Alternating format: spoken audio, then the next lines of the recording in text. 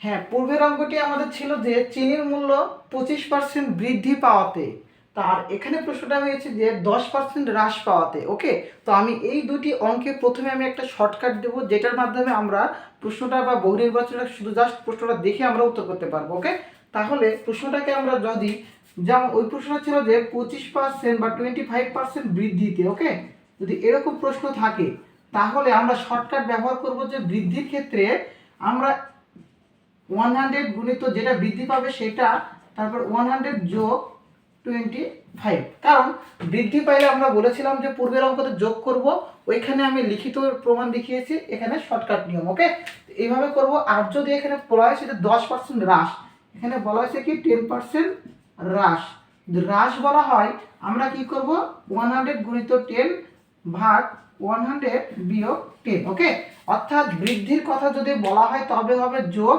যদি হ্রাসের কথা বলা হয় তবে হবে বিয়োগ। এই দুটো জিনিস যদি আমরা মনে রাখতে